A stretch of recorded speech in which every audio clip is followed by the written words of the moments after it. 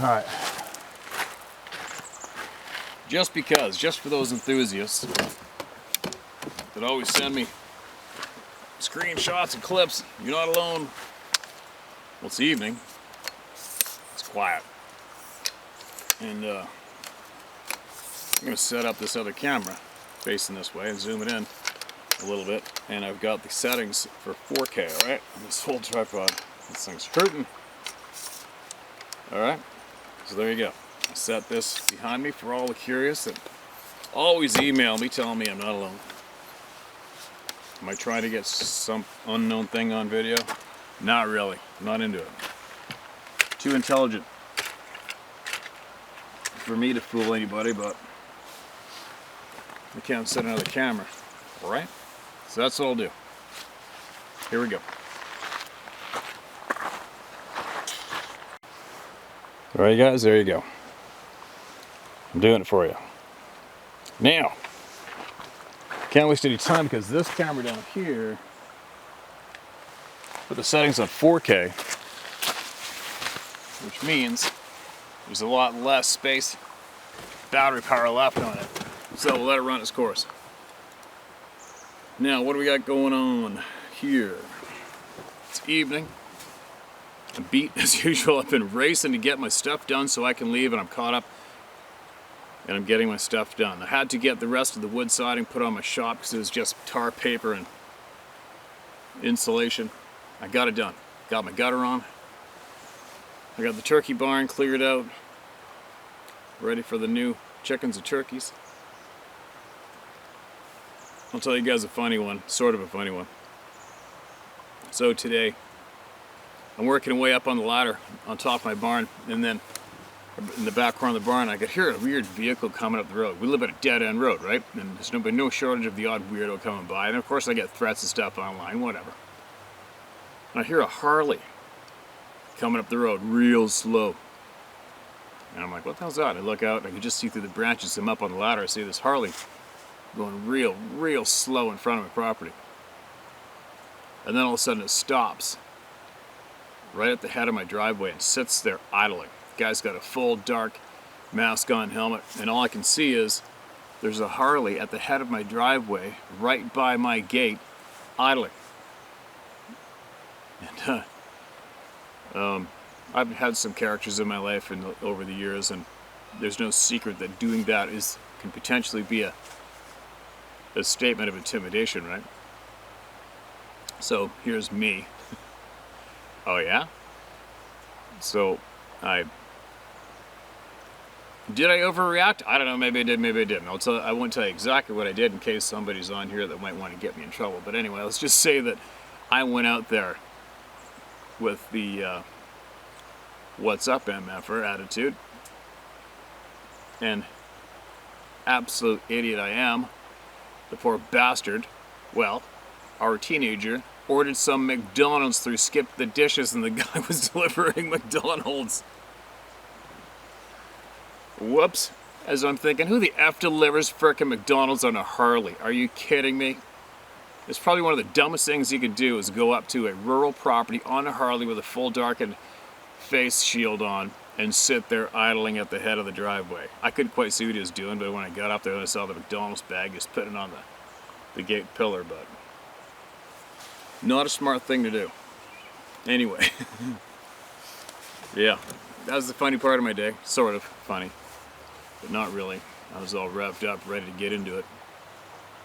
And all you men out there who have been revved up, ready to get into it, you know what I'm talking about.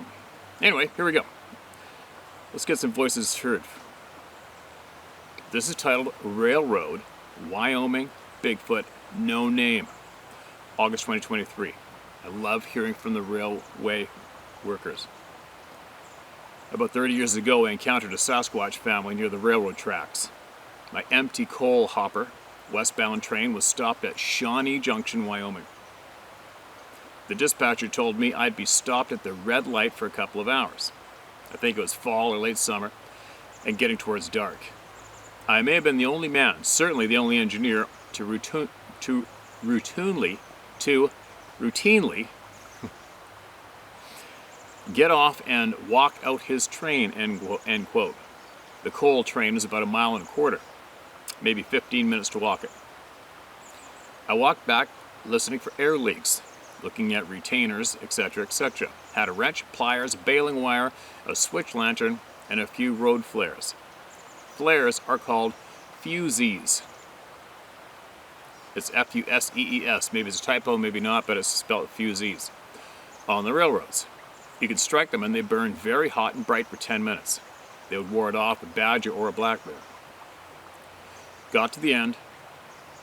I talked to the stop train behind me, and then I started walking back up the other side of my train. About halfway up, it was dark now, I started to cut through some cedar brush and away from my train. I wanted to take a shortcut and up to a gravel access road and continue to walk up to the head end of my train. As I stepped into the brush, I saw many glowing amber eyes. It was a temporary nest of Sasquatches. At least one male, probably a female, and a couple of cubs. I instantly backstepped out. I walked back 100 feet to my train. I crossed over, walking over the knuckle and drawbar to get to the other side, and then I casually started walking back up alongside my parked train. I didn't hear any pursuit or growls, and I didn't smell anything. When I got back up to the engine, the signal stayed red for another hour or so. I never mentioned it to anyone. In the future, coming or going east or west, whenever I was stopped, loaded or empty, and if time allowed, I continued as always to walk out my train, at any place and at any time, day or night. At the Shawnee Junction, I never again saw, nor did I look for, any Bigfoot. Coming east with a loaded coal train, especially in cold winter, I try to slow down there, as I've killed many poor deer in that location. I whistle off to let them know I'm coming through. I'm not a hunter or a fisher, and unfortunately I've killed many though. I don't want to guess how many deer I've hit with the train. You don't hear them yell, just the clatter of their flying hooves upon the cow catcher, which we call the breastplate. I've run over far fewer elk. Very, very seldom does it do any good to blow the whistle, hoping they simply walk off and away from the track. I won't go into details of people and cars I've hit. There, you put the train into emergency braking, and it's too late by then anyway. One bright note is pronghorn antelope. Maybe I only hit a couple of those. That's because they will not jump over the fence and get onto the tracks. Horses and cows are so dumb. When they get on the tracks, they just keep running in the middle of the tracks right ahead of you. All they have to do is step off the tracks. A few times I've been able to throttle down and run out on the front platform. Then try to hit the animal in the butt with a thrown broom to jolt them into jumping clear of the tracks. I've walked and inspected thousands of miles of trains in many states. When necessary, I can get on a moving freight car at maybe 20 miles an hour. It's far easier to safely get off a moving car or engine maybe 30 miles an hour. From your emails, a Sasquatch can run 50 miles an hour for a mile. It would seem to me that a Sasquatch could run alongside a 50-mile-per-hour moving train and grab a car and step onto the footboard of the car. As he grabs the handrail of that car, then it could ride for an hour and get off. Save itself a 50-mile walk. On single track and at night, no one would ever see it. No name, no address, August 2023. All right, a little vague. But probably, some people just aren't that emotional about what they see. Just get straight to the point, and a matter of fact. I'll tell you what, I bet you know someone else, just for the, why do I know it's itchy? It's bugs and dust. But I'll bet you know somebody else who's seen these beings. I'll bet you have some rail inspectors you might know, fellow conductors. If you ever feel like it, ask around. Or maybe even show them the channel and see if it might knee-jerk them into emailing us what they've seen on their train tracks. That always amazes me. Because a lot of places I've hunted in the past, I've used the tracks or crossed the tracks in remote places. And there's always game following the tracks. Always, right? Who's next? This is titled, I'm First Nations living on Tulalip Reservation, Washington. My name is Laura Clark. My father is half Colville, and my mother is full-blood Tulalip. It was always common rule for all children to be home and indoors by dark. We lived in a small town in eastern Washington called Nespelem, pronounced Nespelem. One of my early memories, I was about 3 years. It was a very hot summer. My dad believed was the reason that cougars were coming down from the mountains, and one young child was killed at the park just before nightfall. Therefore, the parents kept all their children close to home and indoors before dark. My dad had a picture of one they shot and killed. It looked to me to be at least 5 or 6 feet long. My Aunt Ruth was the main adult to warn us about the big guys of the mountains, but my dad always said she was crazy. I think every family has one they call crazy. She told us once she was captured by a Sasquatch and had a baby by one. Dad said it was another one of her crazy stories. Once I found a picture of a young man. His face was very hairy, but I didn't put much thought about it when she said that that was her son. No way. Oh, there goes that marten right in front of me again. You gotta be kidding me. Second camera's out of reach. No, man, whatever. Sorry about that. Dad said her son was as crazy as she was. Many years later, I went to stay with my dad for the summer with my 4 children. One weekend, Dad wanted to get me out of the house, so he asked my aunt to babysit for us.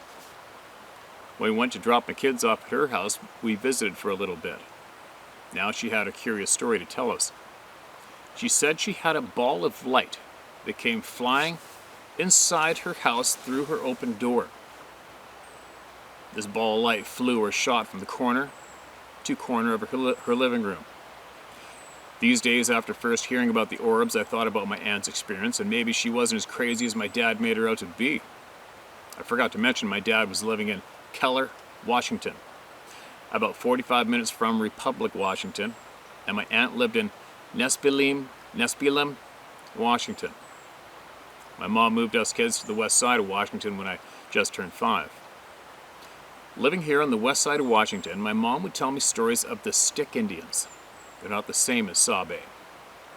She said in the mornings it was still dark when they walked to school, and on the way home from school it would also be dark, or close to it, and the Stick Indians would follow them both ways. She was told not to fear them. They were just protecting them, keeping them safe. We're told also not to look into their eyes, for they also can paralyze you with their eyes.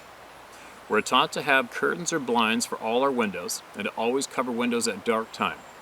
My younger sister has one of the first homes built beside the house my mom grew up in that my grandfather built. I let my young daughter spend a weekend with her.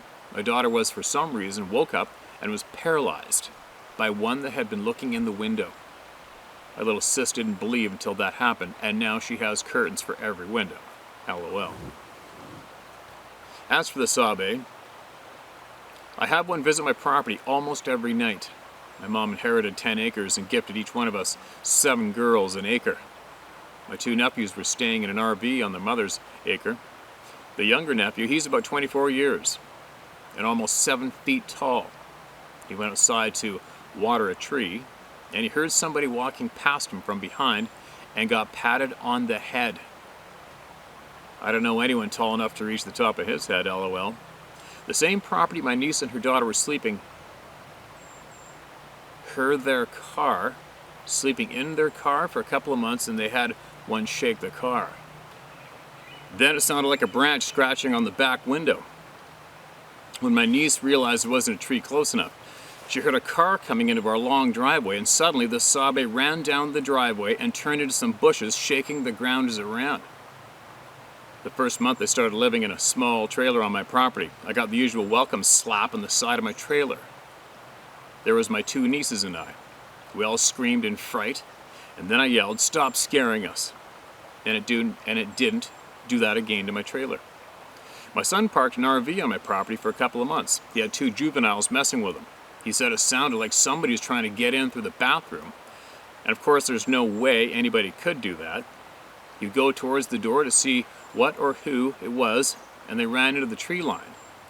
It took me a few days to realize what was happening with him. I could go on with many other experiences. Heck, I'm pretty sure I may have blocked out childhood experiences, as I remember playing hide and seek in the dark out here on the res with my cousins as our parents were inside drinking liquor. We'd seek outside and play.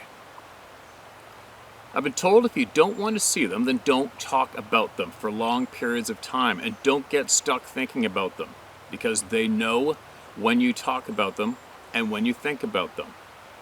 It's the same if you want to see one. Get a bunch of like-minded people together and talk about them, or meditate by yourself and think of one. The closest one or ones will show up. That's creepy. As far as I know, I haven't seen one. I've heard them moving around inside the tree line by my trailer. I asked them not to scare me, and I can't wrap my head around the 4 to 5 foot wide shoulders. I know I would be just as terrified as the famous scream that ends with the sound like a woman getting murdered. That was scary enough for me.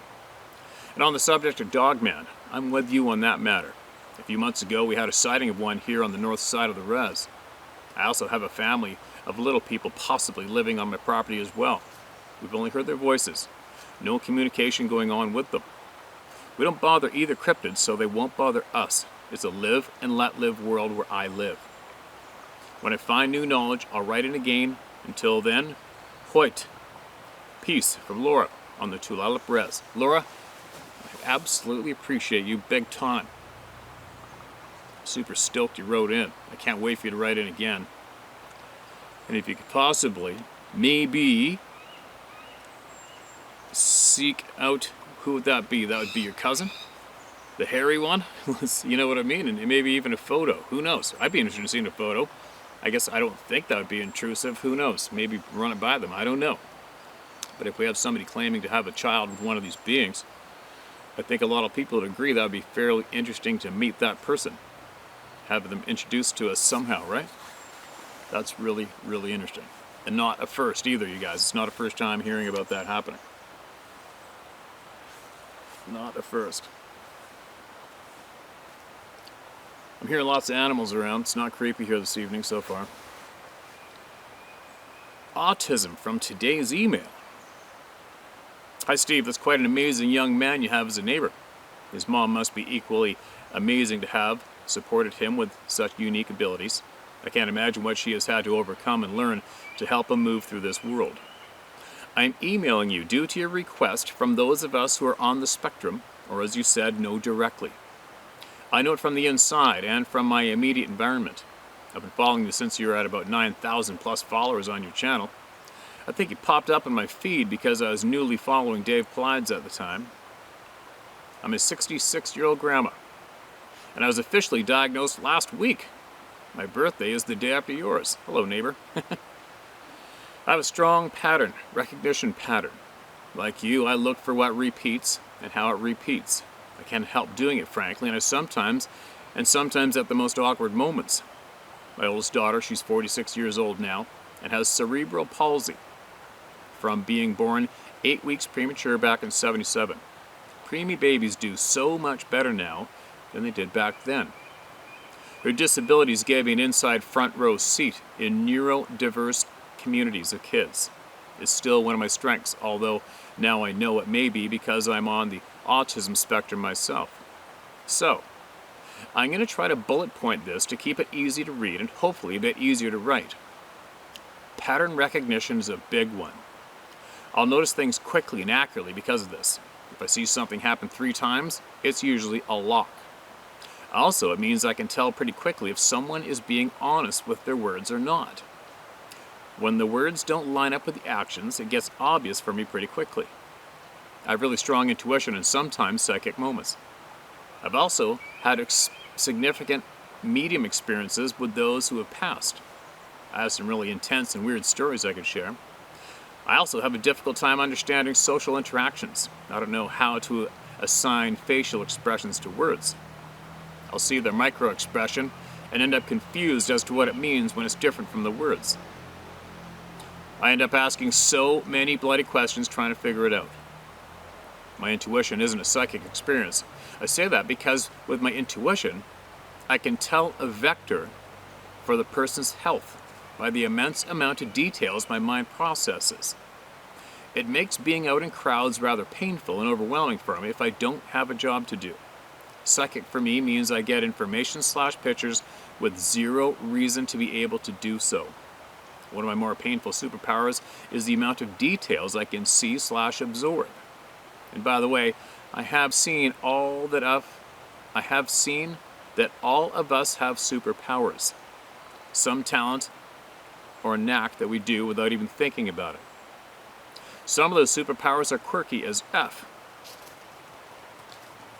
There goes another mink just went ripping across. It's so funny. I don't even know why I share that with you guys, because you can't see them. Some of those superpowers are quirky as F and not necessarily easy for the person who has them. Like your neighbor's son, for instance. Makes me wonder how many chats/experiences he has had around the property there. The other part of the aforementioned superpower is I notice when things are off or off kilter. It's how I notice if people's words don't match their actions. I've been a massage therapist since December of '92, and I can't tell you the amount of intuitive/psychic experience I have had with my clients on the massage table. Another weird thing is I have is the capacity to read people and their health or lack of health. This one's disturbing for me. Often folks don't know that much about their own bodies, and mostly they don't want to know what's wrong. You do something similar with how you push through being sick instead of listening to the tiredness and letting your body mend. Guilty. I'm not judging you for it. I simply noticed it from your sharing during the videos. I'm wondering how you're doing with the concussion you gave yourself accidentally when you got clocked on the temple. I'm good. Thank you. Anyway, when the Owl Man said he compares the Sabe people to folks on the spectrum, my ears perked up. Consider the autism spectrum to be very different ways of processing, like dyslexia. The mind/brain uses the incoming data, even intuitive data, in a unique or unexpected fashion, so the results are unique and unexpected. I found his use of this example telling, in that it was a specific and unusual choice. It made me wonder what he knows about autism. I have so many questions about what/how we process the tangible and the intangible, what part of our physical bodies pick up and process the energetic or psychic information. Some of it has to do with the vagus, V-A-G-U-S nerve that innervates our viscera and is likely the physical portal for our intuitive information. My only personal experience of the Sabe people is from a couple years ago, and it was hearing a roar. A lion's roar is the only comparison I can make from my life. I was up at about 8,000 feet on Pikes Peak Highway in October or November 2021. I was pulled over to check out a closed trailhead and taking in the view. It was just before the Bigfoot sign on the highway to the top.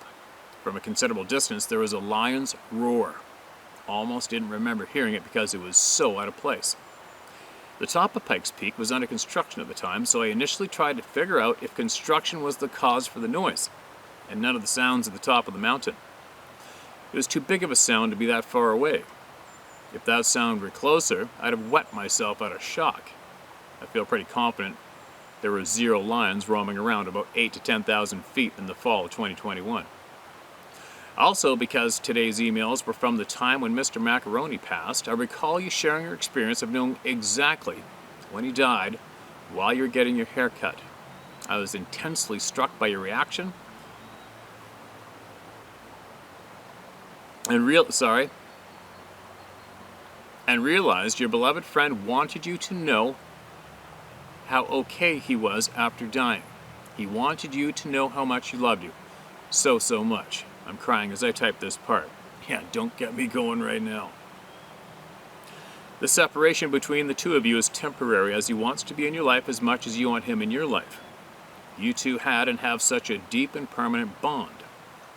I've had some amazing experiences with a few animals as they passed or after they passed, and these are easier for me than dealing with humans. Anyway, I hope my babbling is readable, Steve.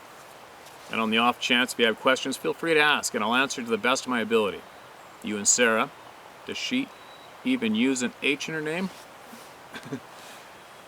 And the rest of your pack/herd, always in my thoughts and my heart. And all the best to you and yours, Litha, a.k.a.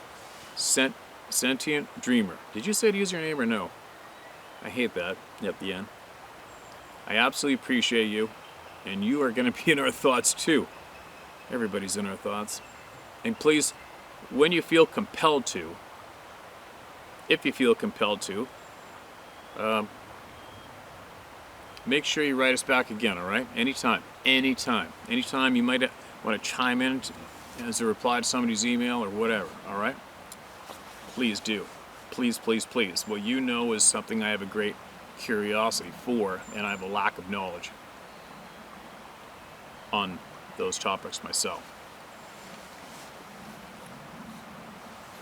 Now, maybe I'll switch the view from the additional camera and zoom it in down river behind me, all right? I don't think anything's here myself because there's just too much life going on, too much sounds. Everything's absolutely normal right now. I don't feel shit. And I feel it. When there's something's odd going on, I feel it. But I'm going to switch up the view in that camera. And I'm going to share some more voices.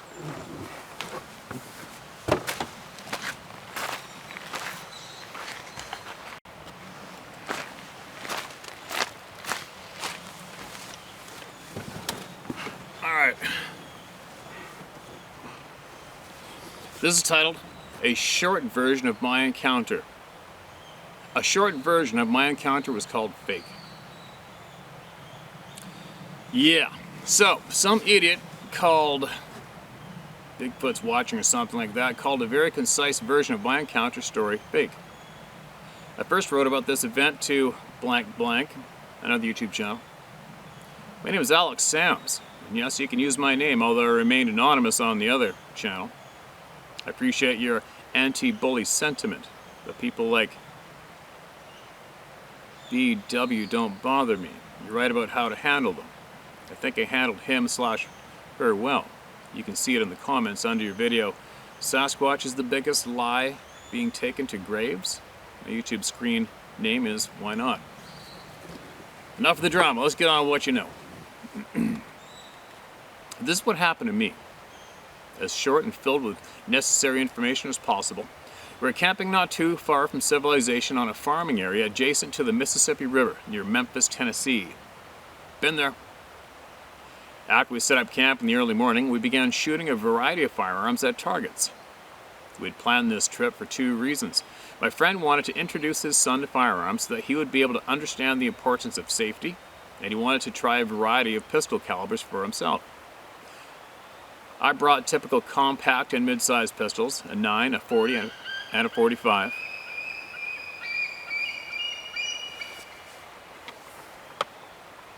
Guy just flew right over top of us. We also had a 22 long rifle pistol and a lever action rifle. Fun guns. And the 22s are what we shot the most.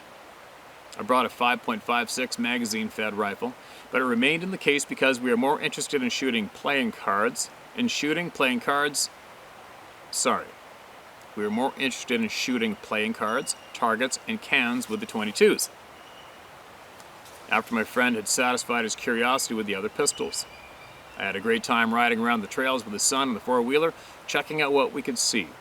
There was a lot of wildlife out because the river was up so high that the areas they would usually hide in were swamped. That night, after my friend's son laid down to sleep in the tent, we stayed up to tend the fire and talk. We listened to the wildlife, most of which was frogs and crickets, and the coyotes started their nightly run, and were talking to each other. All the firearms were put up in cases, unloaded, except for the 40 I kept on my hip. My friend commented about being afraid of coyotes, so I scoffed him, telling him they wouldn't come within 100 yards of the fire. We listened to them yipping as they moved across the bluff above us. We even had an encounter with a possum having difficulty moving through the thick brush near us. Then we heard what sounded like a bobcat about a half a mile away. It screamed 3 times over a few minutes, but the last scream sounded very deep at the end, making me wonder if it was a bobcat. At the time, it was just odd, but no big deal. Our campfire was visible for thousands of yards across the overgrown fields. Not too long after that, the knocking started. The knocks sounded about a half a mile away. I had a hard time explaining the cause of the knocks to my friend without alarming him. What knocks on trees that night in the woods? Each time it was 5 knocks. and after the third time I grabbed a branch about 2 inches in diameter, and I hit the log I was sitting on 5 times. Uh-oh. My knocks were pitiful in comparison, but that was the last time we heard any knocking. We heard some strange calls that I couldn't identify. It's hard to describe the call or relate it to some other animal. I also heard bird chirps, which I didn't think too much of until doing more research afterwards. I just figured that the birds were chirping because of the firelight. Then I became very alarmed when everything went completely silent. No insects, no coyotes, no frogs, no owls, just silence. I felt an extreme, overbearing fear wash over me. Even though I knew I should suppress the fear to remain alert, I couldn't shake it. We only had one loaded pistol with 1 extra magazine, and I don't think that 24 rounds of 40 S&W would be sufficient to defend against what I feared was surrounding our camp. I asked my friend 3 times if he was afraid, but he didn't answer me. He was standing on the other side of the fire looking out over the fields with a flashlight, and I was using my flashlight to scan behind and beside us. I was really afraid because I knew that I would have no other choice but to stay behind and cover them as they escaped up the hill. I read about Sasquatch in my youth. They could run fast enough to catch cars, and there was no way to go full speed up that hill because of the erosion ruts. The hill was so steep that a third person riding on the back shelf would fall off. I never saw anything, but I felt I knew we were surrounded with no good means of escape. I was afraid that if I told my friend I thought we were surrounded by Bigfoot watching us, that he would freak out, start loading weapons to defend his son, and what guns we had wouldn't be powerful enough to stop it before it killed us. We might even cause the landowner to be attacked afterwards. When I was younger, I'd read a lot of stories about Bigfoot researchers in the Northwest. I remember reading how these researchers thought Bigfoot could read their minds. This is where things got weird, but it is what happened. I began focusing my thoughts around things like, we have a child. I don't want to be forced to shoot you. I'm afraid my friend will try to shoot you to defend his son. I don't want to hurt you. I don't want you to hurt us. The mind is so much faster than even speaking. But that was the gist of what I wanted them to know, if they could understand me. I didn't want to show any aggression. I kept repeating those things in my head, and maybe I apologized for keeping them awake with our shooting and riding the four-wheeler around. Maybe I even said a prayer. I don't remember exactly, and I don't know how long this part of the experience lasted. And then something threw a 10-inch long forked stick over my head, grazing the low-hanging branches of the tree above me. We both heard it before it hit, watched it, and I remember thinking, how am I going to explain this? I immediately shined my flashlight in the opposite direction from where the branch was thrown from, thinking it was a diversion, so that something in the thick brush on the other side could make a move. My friend asked, what was that? I said, probably a bird. He came over and picked the stick up where it lay about 10 foot on the other side of me and said, no, it was this. I watched it land here. He said, didn't you see it? I didn't know what to say. He went back to the other side of the fire, and within a minute or less we heard a deafening boom, like someone had hit an empty 55-gallon metal drum with a baseball bat. It was so loud, I felt it vibrate on my skin. I told my friend that it was probably parts of an unassembled metal building, which was about 100 yards away, that had cooled off and popped. Shortly after that, the frogs and crickets started up again. The coyotes started making noise again too, but they had moved around us on the bluff. I tried to stay awake for the rest of the night, but finally went to sleep. I don't think I would have been able to sleep if the woods had remained silent, but I knew the sounds meant we were safe. I don't tell the story of this encounter to encourage people to try to communicate with Bigfoot telepathically in the wild, or to try to have an encounter. I know this encounter may not seem as real as those where people see one. Whether you believe it or not, I'm telling you, I knew they were there. At least 2, if not 3, and I didn't hear them approach, and they didn't vocalize close to us except perhaps chirps before the silence fell on us. I don't remember all the things that I was thinking when I decided that I might as well try to send them a message using my mind. Thoughts happened very quickly, and I don't remember feeling a definite answer in my head like people who experience mind speak. I know as soon as the sounds of the woods returned, I felt completely at ease and peace.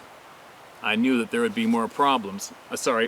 I knew that there would be no more problems, even though I'm sure, due to the timing, that this telepathy was a real part of my encounter. I'm not suggesting people rely solely on it. I believe in being armed in the wilderness. However, I've heard stories where meth cooking operations guarded by men with assault rifles and shotguns attacked a Bigfoot and it shredded the trailer, killing several armed men, scaring the armed criminals so badly that they begged the police for protection. Yet it did not harm a very young girl who ran from the trailer to the woods for safety. Firearms can protect you, but firearms alone might not be enough.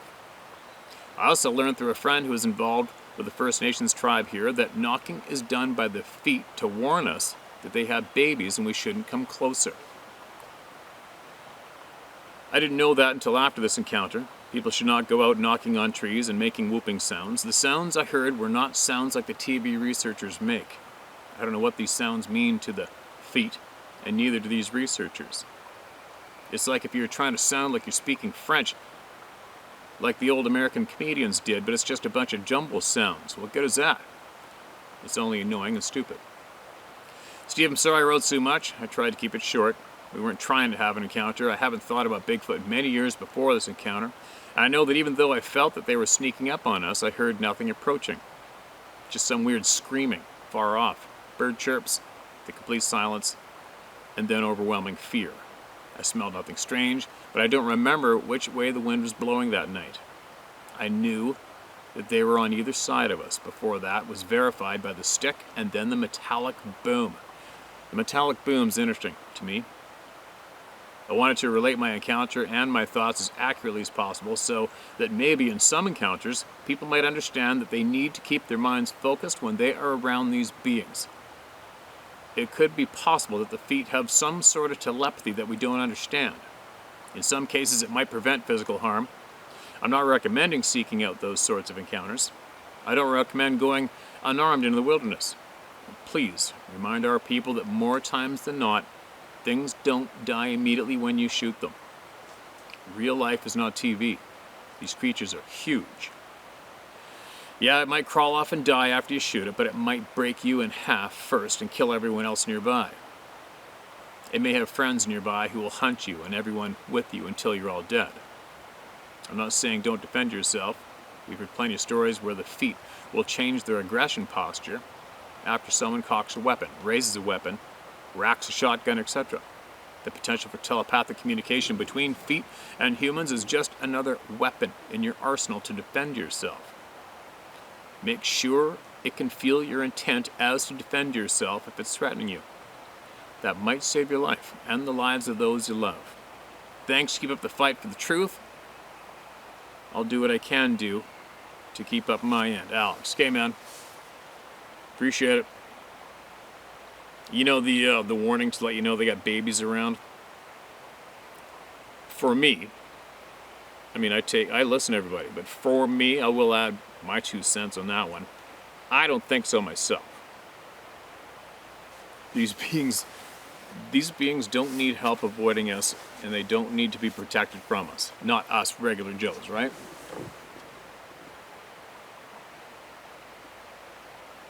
You seen the bear back there yet? So, you gotta think about it with something that outclasses us so extremely. Like hell, they're gonna verbally announce that they're sitting there with a baby in the bushes. It's not gonna happen. We don't know that they're in the first place. Why give it up? And we are not a threat to their offspring. There's no frickin' way I or my fellow hunters are a threat to any of these beings, especially their infants. Not a chance. So anyways, that's why I would somewhat disagree with that myself, but I don't know shit. Alright, here we go. Here's another one.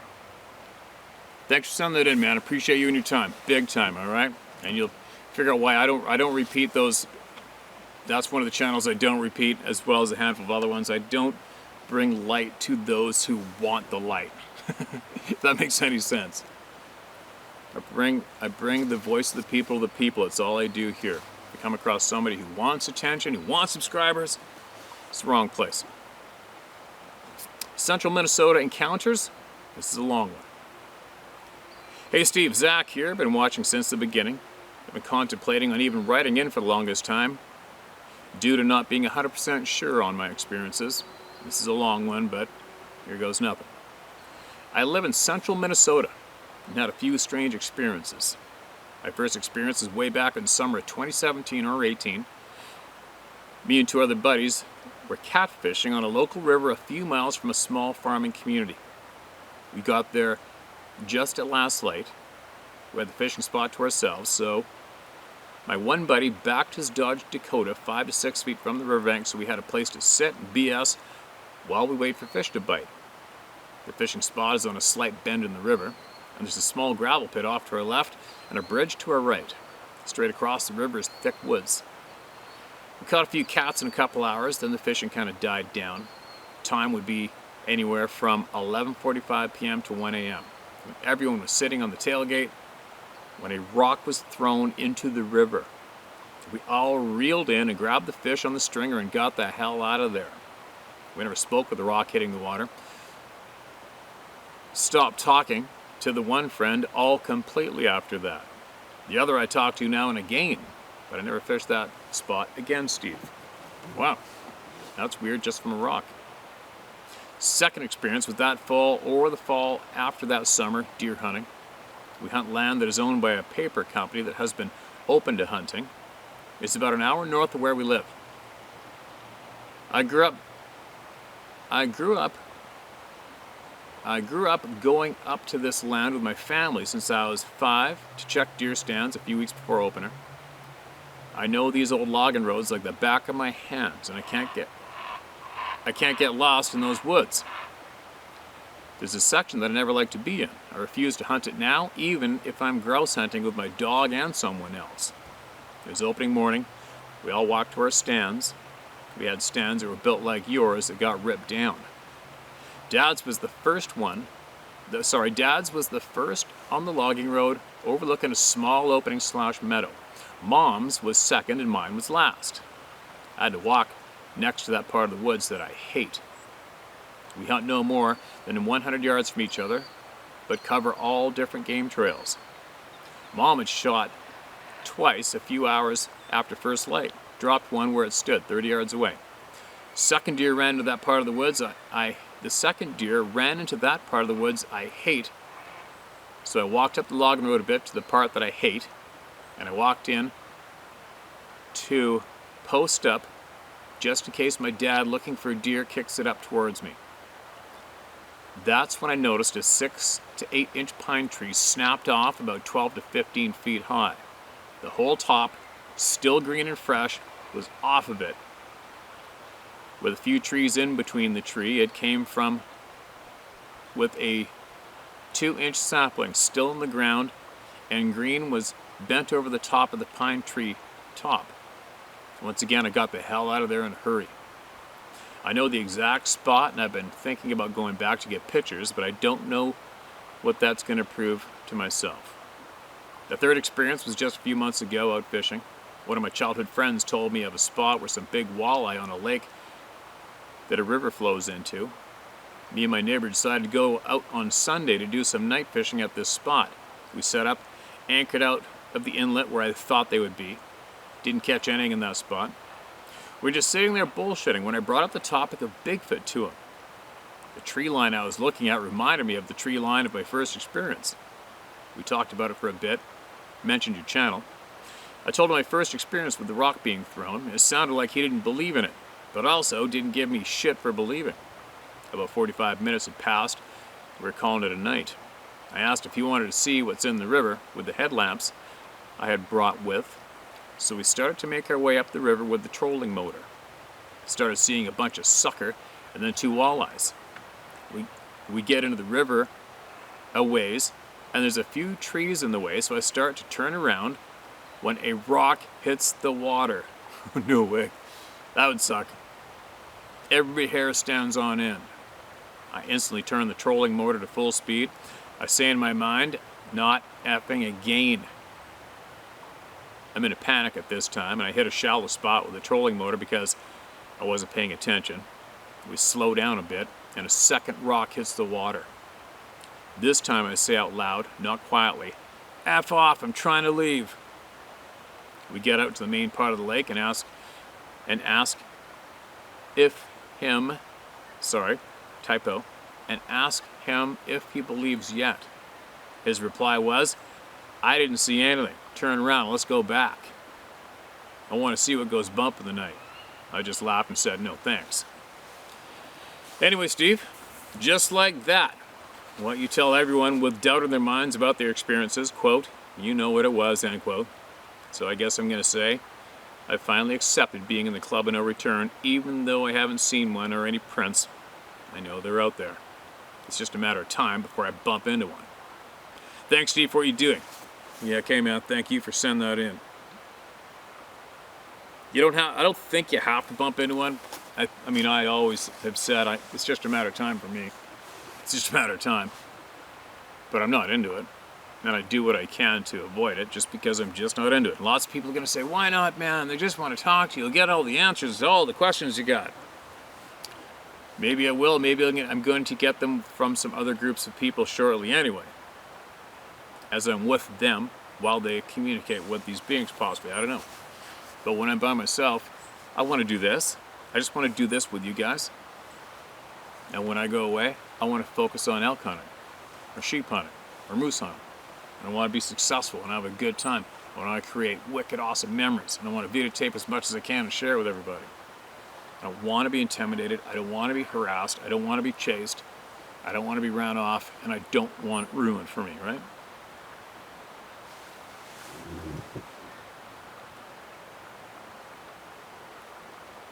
Any bears back there yet? Sun's going down. Let's see, I'll get one more in. Then I'll better get back. Of course, Sarah will be worried. The bears are really running around a lot right now, all over the place. Alright, what's this? How long is this one? This isn't too bad. And it's titled, Please Share. I just say no to that.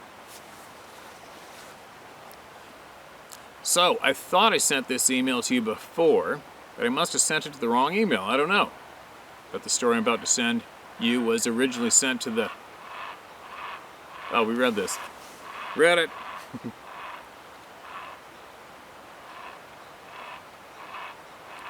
Okay.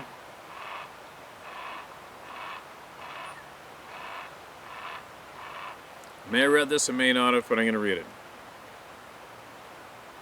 This is titled, Childhood Encounter in Northern Alberta. Hi Steve, absolutely love your channel and your support as well as messaging on this topic. It is fantastic that you're giving people a vehicle to share their experiences and get the truth out there. The reality is this, there's definitely something out there. And I cannot explain what I saw as an 8-year-old child in the late 70s, but it forever has creeped me out about being in the woods. I have friends that are avid hunters here in BC, and I think you may know some of my friends. When they head out, I'm always, yay, good for you, but left feeling uneasy. Here's my story. When I was 7 or 8 years old, my parents divorced, and my dad ended up building my parents' dream home deep in the woods of Fort Assiniboine, Alberta, near Swan Hills, Alberta. My mom and I lived in Barhead, about an hour or so away. The dream home is in the woods. The deck was built onto a large hillside with forest all around. The main living area of the house faced the hill and the Assiniboine River, which had beautiful views. The side of the house was all glass. It was the main floor where decks circled around the house, and on this level the kitchen, living room, and my bedroom were located. This detail is important, so bear with the floor plan, LOL. This sounded familiar, but we're going to keep going. We used to visit my dad every second weekend or so as part of the divorce agreement, and this was a late fall weekend visit.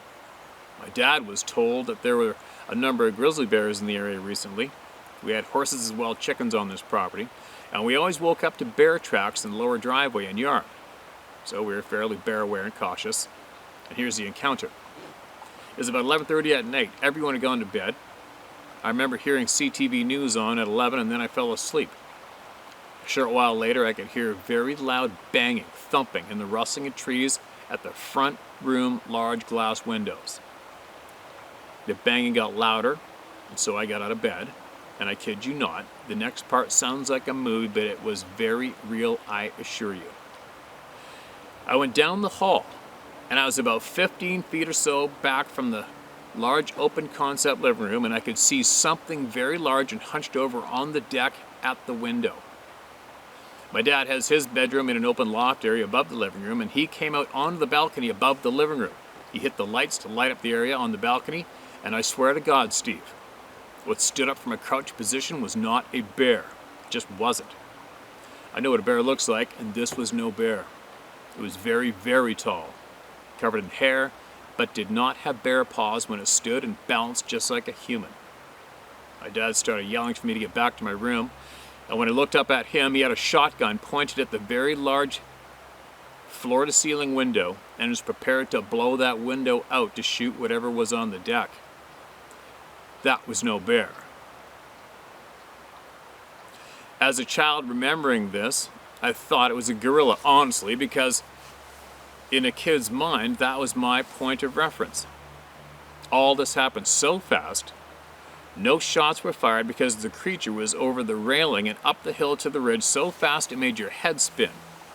A bear could not have done that either. The railing was fairly flush with the hillside. We used to climb over it all the time to get onto the deck, about a 3-foot drop to the deck, with about a 3-foot drop to the deck. The next day, my dad was very agitated. I kept asking what it was, and he was pretty pissed off at me for persisting. He kept saying bear to me, but he was on the phone, and it was an early Saturday morning talking to friends around the property and in town about what was on the deck the night before. Even he had no idea for sure, but did drop the Sasquatch word.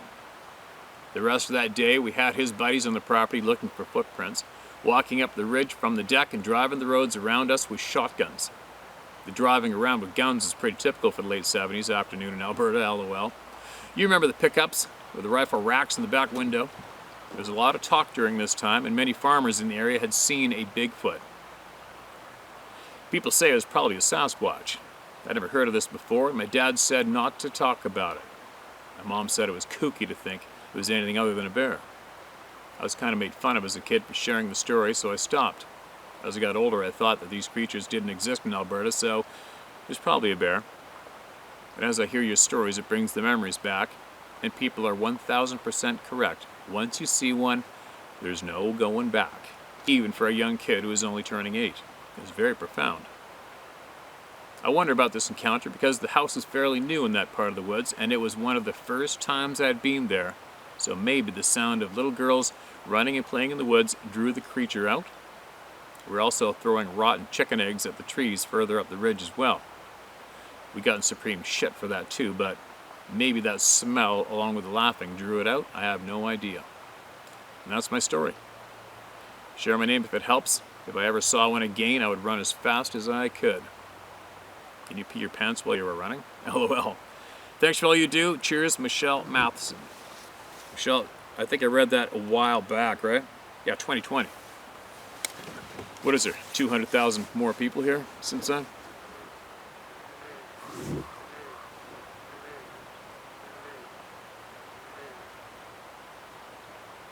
That's one of those big toads. But anyway, I gotta get going. Gotta get going, go to bed early. So tired. I got a lot I can share about other items right now, but I'll save it for later. Save it for later.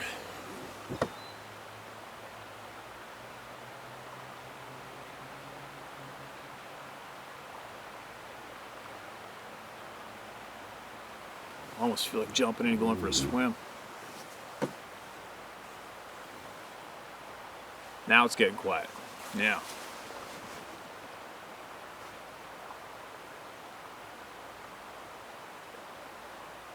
The birds are all roosting up. No wind.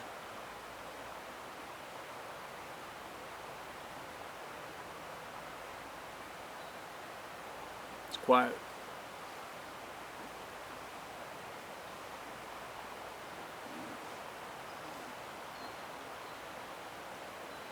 All right, there you go.